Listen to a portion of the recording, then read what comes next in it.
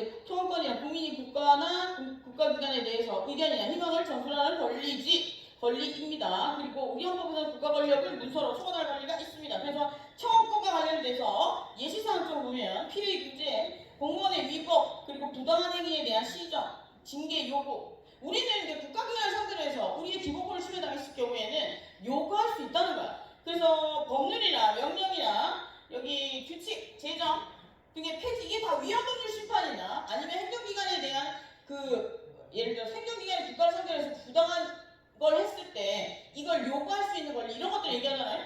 그리고 여기 공공기도의 신설이나 운영, 그리고 그 밖에 공무원들의 권한에 속하는 사항 등 그리고 초원할 수 없는 사항으로는 밑에 보면 재판에 간섭할 재판에 간섭할 수 있어요. 우리? 어떠잖아, 그치? 청원권을 행사할 수 없는 거, 국민이 국가기관에게 뭔가 요구하는 것과 관련된 게 청원권인데, 청원권을 행사할 수 없는 건 재판과 관련된 거. 사법 영역은 국민이 개입할 수 있는 영역이 아니에요, 그죠? 그리고 타인을 모독할 목적으로 허위 사실을 적시하거나 하는 경우, 이런 것들, 타인을 모욕할 목적으로 허위 사실을 적시하는, 이건 당연한 거지. 봅시다.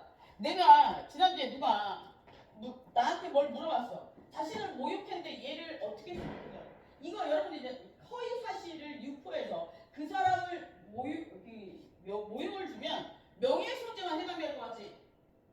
아니야. 다른 형법상 폭행과 관련된 범죄도 들어가는 애가 있어. 그건 징역 가야 돼. 그걸 겁나 열심히 적어 보내는 고맙다. 네가 이렇게 똑똑한지 몰라. 다른 애들은 명예훼손만 얘기하는 거야. 그래서 내가 집어넣게? 그럴 거야. 참아. 괜히 징역 가서 나오면 어떻게 돼? 넘어갈 수도 있잖아. 그러니까 합의 잘 봤으면 넘어가는 게 좋은데, 법은 여러 가지로 구성할 수 있어요. 그래서 보면 그런 얘기들이 나오고, 청원권, 그리고 이제 재판청구권 같은 경우에는 재판청구권 또는 재판을 받을 권리는 독립된 법원에서 신분이 보장된 법관에 의해서. 신분이 보장됐다는 얘기는 뭐야? 나라에서 정한 일정한 절차를 통해서 법관이 된 걸 얘기하는 거야. 그지? 신분이 보장된 법관에 의해서 적법한 절차에 따른 공정한 재판을 받을 권리가 있다. 그치? 공정한 재판을 받아야지. 이런 것들 기본권에 나와 있대요. 그래서 재판 청구권과 관련해서 다음과 같은 내용을 포함하고 있는데, 첫 번째, 헌법이나 법률이 정한 법관에 의해서 재판을 받을 권리가 있으며, 군인 또는 군무원이 아닌 경우에는 군사재판을 받지 않는 게 당연한 거죠. 군사재판은 군인만 받는 거예요. 그리고 군사법원은 사법부 아니야. 행정부야.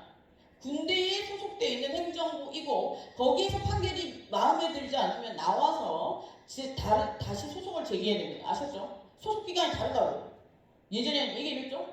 어떤 고등학교에 가끔씩 특강 1년에 한 번, 2번 나가는데, 어떤 애가 물어봤어, 나한테. 나는 몰랐어요. 그게 진짜 군사법원이 어디에 속할지 한 번도 생각해 본 적이 없었거든. 어떤 애가 물어보더라고. 미래 법조인이야. 애가 완전 또망또망하게 눈이 터질 것 같더라고. 그래서 솔직히 거기서 거짓말했다가 나중에 뽀록나. 원래 모르면 뭐든 다 하거든요. 내가 잘 모르겠는데 일단 전화번호를 달라고 했어요. 내가 알아보고 알려준다고. 그래서 그때 미친 듯이 친구들에게 전화를 돌려서, 얘 군사법원이 행정부냐 사법부냐, 너 어디에 속하는 것 같아? 중간이냐? 물어봤는데 이 행정법을 전공했다는 인간들도 잘 모르더라고. 뭘까 이러시는지. 어떻게 교수님한테 연락을 해서 알아봤더니 교수님 설명이 왔어요. 군사법원은 판결을 하긴 하지만 군인과 객체가 군인밖에 없고, 그죠? 국방부에 소속된 기관이야. 그렇기 때문에 얘는 행정부예요. 아셨죠? 그래서 여기 보면 군사재판을 받지 않는다. 그리고 중대한 군사상의 비밀이나 초병, 초소, 유도금치 적용, 포로, 군용물에 관한 재증 법률이 정한 범위 내에서 개혁을 선포하는 경우에는 예외로 하고 있다. 이게 무슨 얘기야?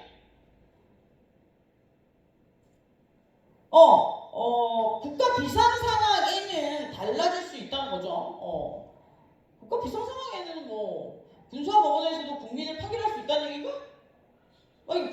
국가 비상 상황에는 예를 들어서 국가의 체계 자체가 없어진다고 생각하면 돼요. 국가의 체계가 없어진다는 얘기는 뭐냐면 국민의 기본권이 보장되지 않는다는 거겠지. 그거 당연한 거지. 예전에 얘기했죠. 코로나 터졌을 때 우리 거주 이전의 자유를 침해당했었어. 그런데 그걸 침해당하는 이유는 뭐야? 더 중요한 이유는 공공의 이익을 위해서야. 전염병이 계속해서 퍼지면 어떻게 돼? 우리 다 전멸할 수 있어. 그래서 그걸 제한한 거예요. 무슨 또 다른 행복을 찾기 위해서. 이게 지나서 또 다른 상황이 돌아왔을 때 우리가 더 잘 살기 위해서 막아놓은 거예요. 그죠? 그럼 비슷한 상황에서는 국민의 기본권이 침해 제재될 수 있고. 그리고 두 번째, 신속 공개 재판을 받을 권리를 가진다. 여기에서 재판을 공개를 하면 소위 일반 공개나 재판장이 법정 질서의 유지상 방청권을 발행하고 그 소지자만 방청을 허용하는 것은 재판의 공개가 아니라고 할 수 없다. 공개가 아니라고 할 수 없다. 여기 보면 우리가 재판을 공개한다는 건 전부 다 열어놓는 경우도 있지만 일부만 열어놓는 경우도 있어요. 그죠? 일부만 열어놓는 이게 뭐야? 제한된 인원만큼만 들어오게 한다는 거야. 그지? 그런 이야기를 적어놓은 거고.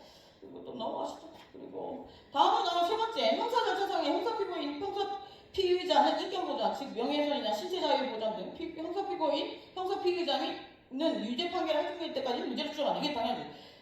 유죄로 확정되기 전까지는 무죄로 한다는 게 맞는 거죠. 형사 피고인. 근데 이번에 법이 아마 신상 공개와 관련해서는 공개하게끔 됐다고 하는데 뭐 아직까지는 공개 안 하는 거여서 실질적으로 법이 개정되거나 제도가 개정됐다고 해서 그게 실제로 운영되기까지 시간이 걸려요. 뭐 때문이야?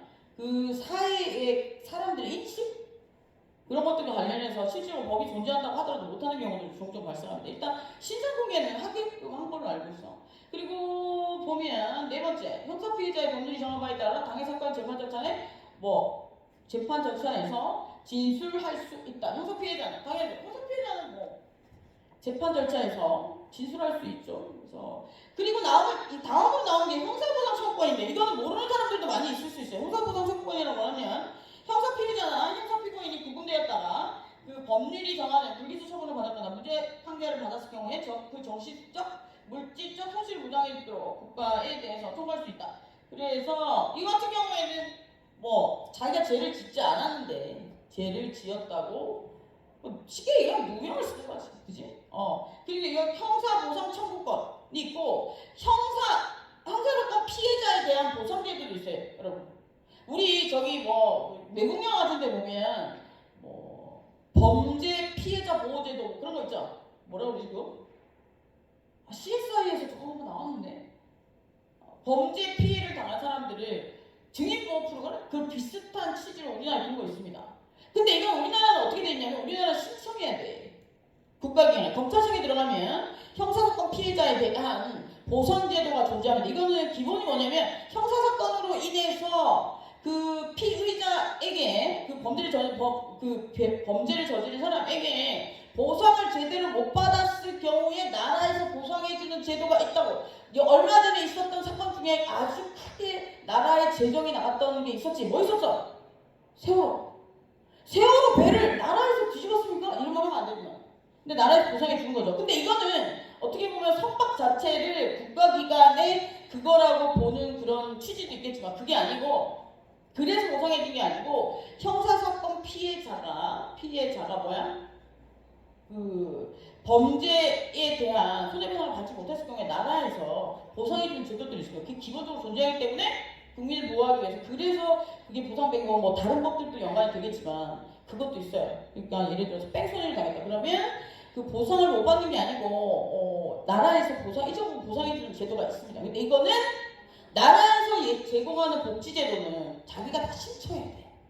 그래서 신청을 해야 되는데 제도가 바뀌었는지 모르겠지만 검찰청 홈페이지와 경찰청 홈페이지 들어가면 아마 있을 거예요. 제가 나중에 한번 찾아서 보여줄게요. 내가 한 5, 6년 전에 본 것 같은데 지금은 안 찾아봐서 지금 생각이 나서 얘기하는 거. 그리고 국가배상 청구권이라고 하는데 국가배상 청구권은 공무원의 위법한 직무행위 또는 국가나 공공단체의 영정 설치나 관리하자에 의해서 개인이 제사상 손해를 당한 경우 국가나 공공단체 공공단체가 그 손해를 배상한 것을 말하고 헌법 규정에는 국가배상 청구권이 제정되어 시행되고 있다라고 되어 있죠. 나라로부터 부당한 대접을 받았을 때는 배상을 청구할 수 있다는 거예요. 그럼 여기 보면 공공단체 영점을 설치 관리하자 이게 무슨 얘기야? 영점을 설치와 관리하자에 의해서 피해를 봤으니까 내가 길을 지나가다가 길에 구멍이 나 있어서 엎어졌어. 다리가 부러졌어. 어떻게 돼? 그냥 아우 진짜 이러면서 병원 가면 돼? 헌법에 저런 규정이 나와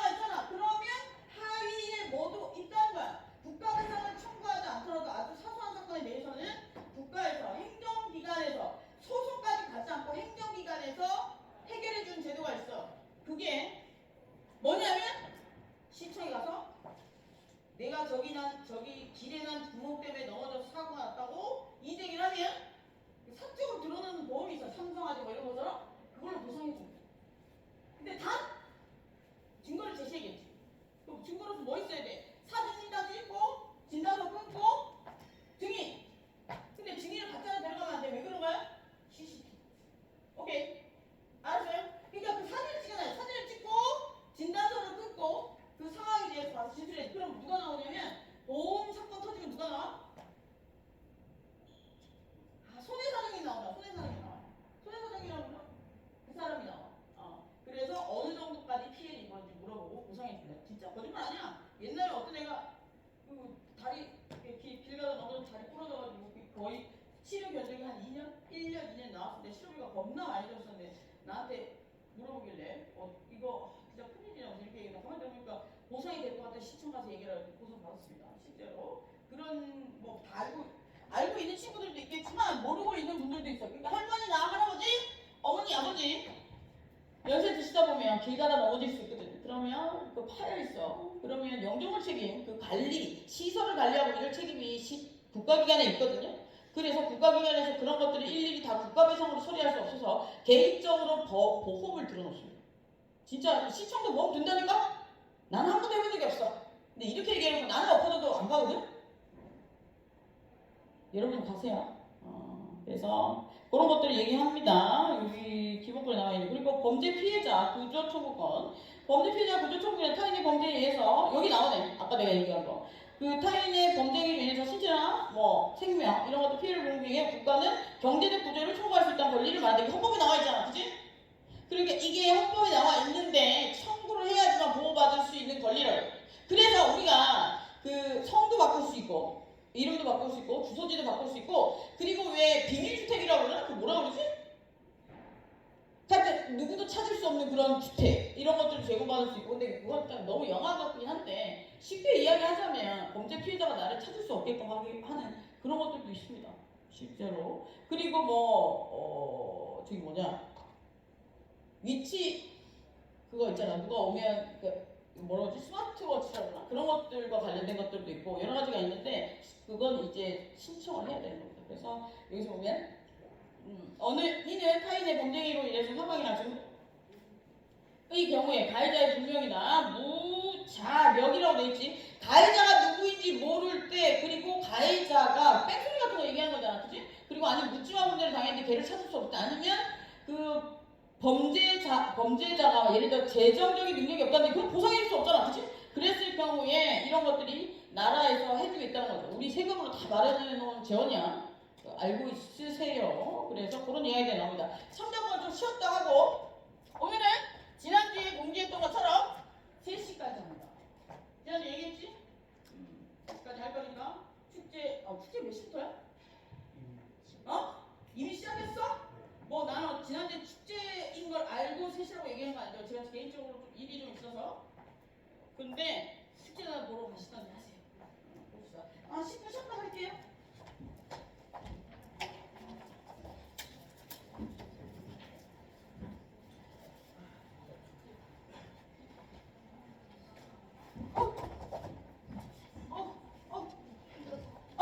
아직 안 볼 출석 두 번째 시간 들을까?